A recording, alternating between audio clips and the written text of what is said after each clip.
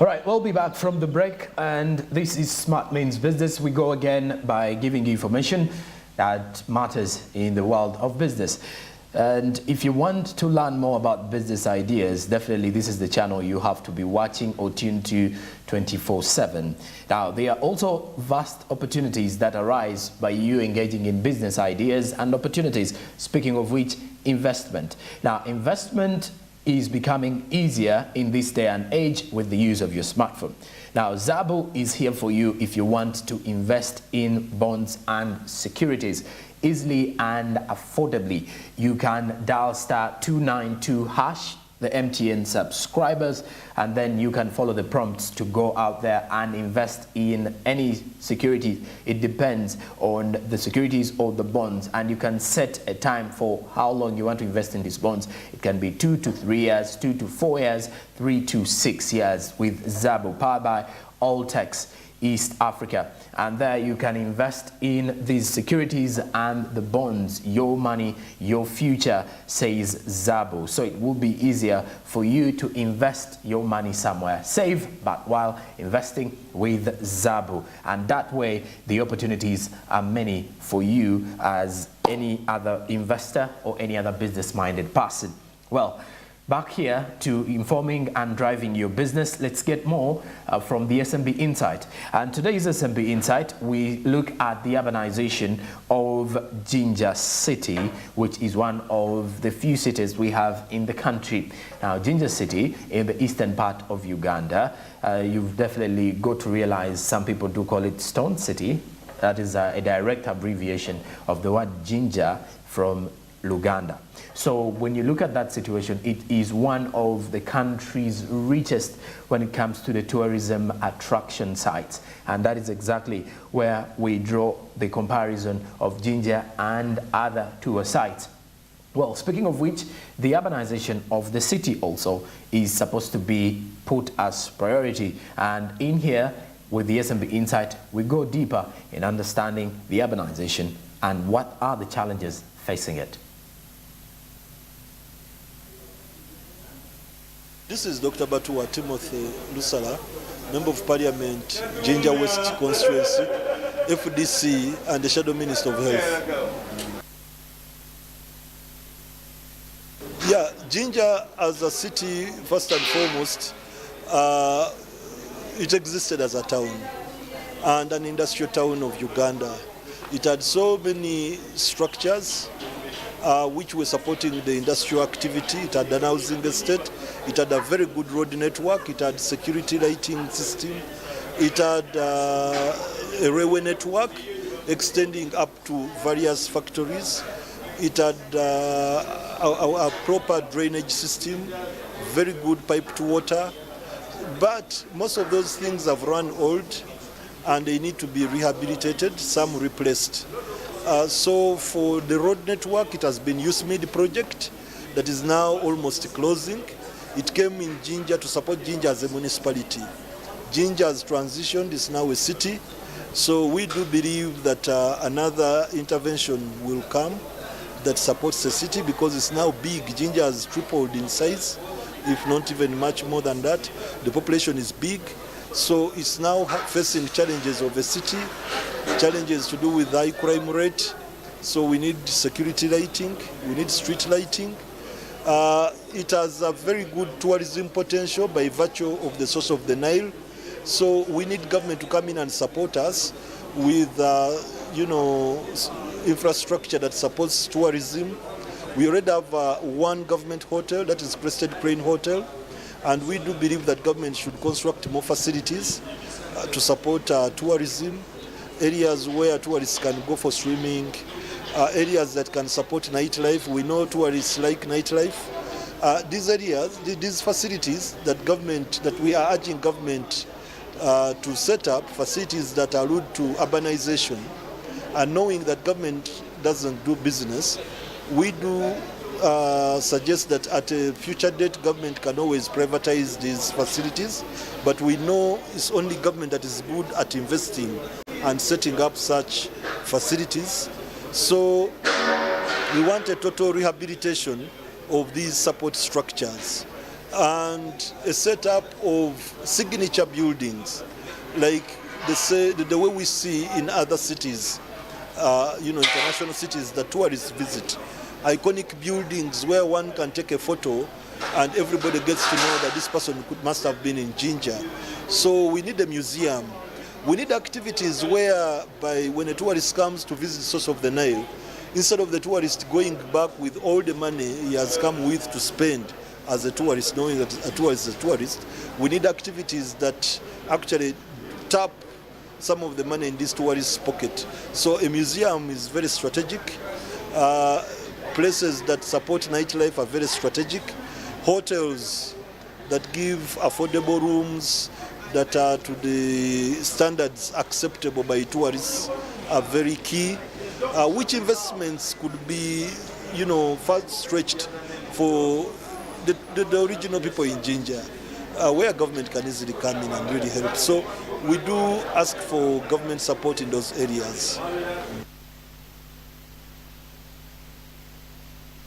The government support in those areas, with Jinja having a high potential from the tourism sector, it is something that you will definitely see and get to understand why the Member of Parliament Jinja West constituency is highly asking for government intervention in there. Now, the potential of tourism, as well as you look at the hotel industry, because they all fall under the tourism sector, the tourism sites that are in Jinja, with the bigger percentage being played with the fact that they have the source of the Nile in that same city. So looking through Jinja, and he takes you back, by the way, to the fact that back in the time, Jinja City had one of the best road networks. It had it was home to the biggest industries, and even up to now, there are quite many industries in Jinja, just that now urbanization has led to other cities as well getting industries through, but also with the fact that the generation of hydroelectric power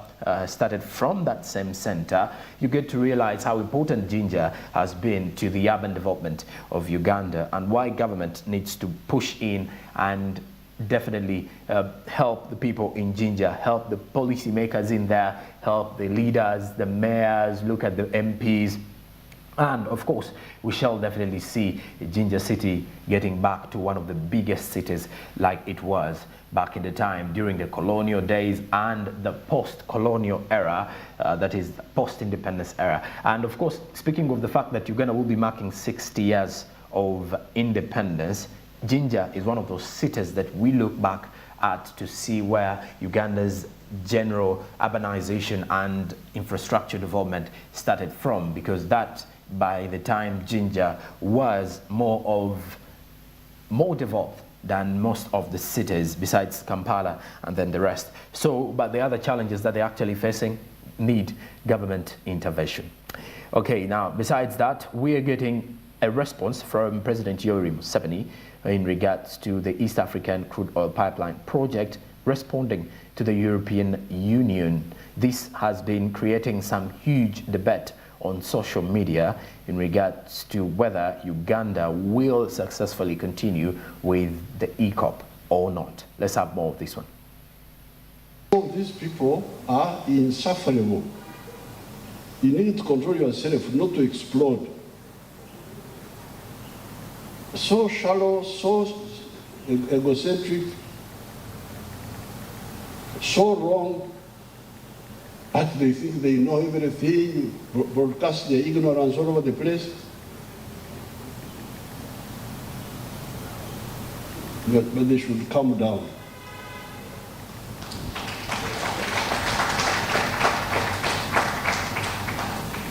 Because this is a wrong battleground for them. We don't take kindly to arrogance.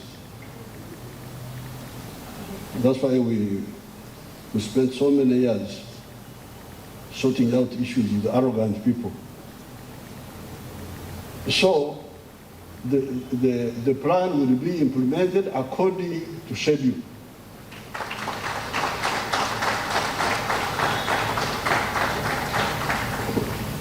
And I hope our partners join us firmly and advise those When you go to this parliament, these are just young girls. Member of parliament,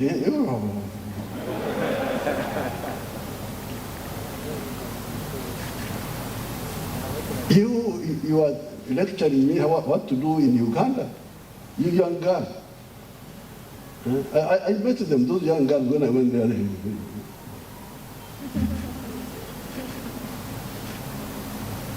I think somebody should cancel those young people.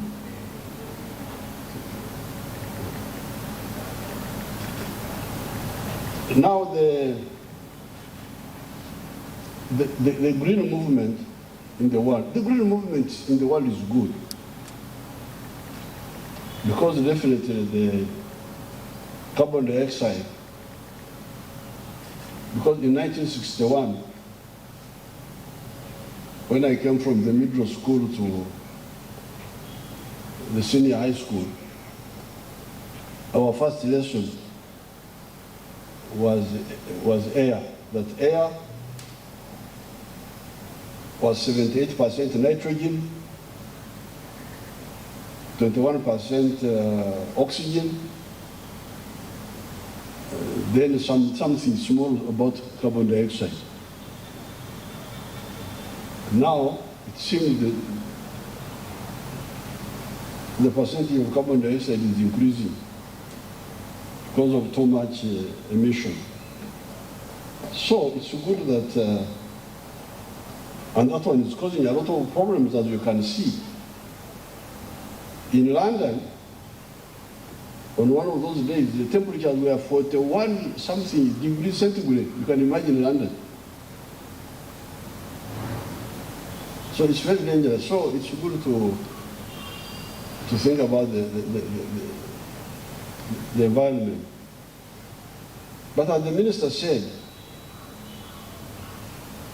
the one who has messed up most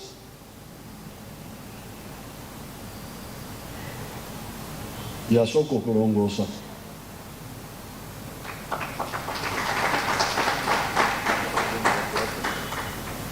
So surely this is just Christianity.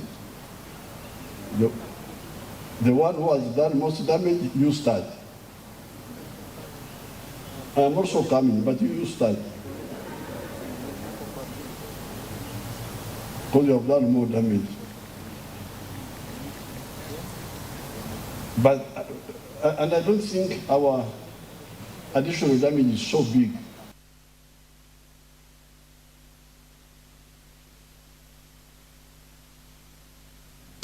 There you have it. President Museveni was responding to the European Union resolution in regards to the East African crude oil pipeline project that is highly anticipated to see Uganda have its first drop of oil by 2025. And the president highly optimistic that Ugandans should not look closely to what the external powers have to say in Uganda, but however have to monitor and be hopeful that this will benefit all Ugandans in general. All right, there you have it from President Yoweri Kaguta Museveni. And besides that, meanwhile, just a quick reminder, you can invest safely and make sure that your investments are secure with Zabo. Zabo, you dial *292#. There you can definitely invest in the securities that are available with Zabo. To the MTN subscribers, definitely the USSD code is *292#, and you can invest safely and securely as your money is your future. Powered by Altex East Africa, that says do something. Dial *292#. You can follow the prompts later on and invest in those bonds and securities. Quite many of the products that are available on the Zabo platform. The markets do open at 8:15 a.m. and close at 3:15 p.m. East African Standard Time. Zabo, my money, my future. Okay, and before we go into a commercial, we head to just a quick reminder for you. Our social media platforms are Twitter, Facebook, Instagram, and LinkedIn. You can definitely get in touch with us, join us, follow, and let's interact, let's talk business matters and get more business updates from all those social media platforms. Instagram is Smart24_TV, Twitter is Smart24TV, Facebook Smart24TV Official, and then our website is www.smart24.tv, not forgetting our YouTube channels, Smart24 TV Live and Smart24 TV. Please do remember to subscribe. If at all you've missed any program and any interview, the YouTube channel is dedicated for you as well. And of course, we are as well streaming now, but also get us on mainstream via GoTV channel 394 and DSTV channel 372. I do return with more after the break. Stick around with me. Good morning.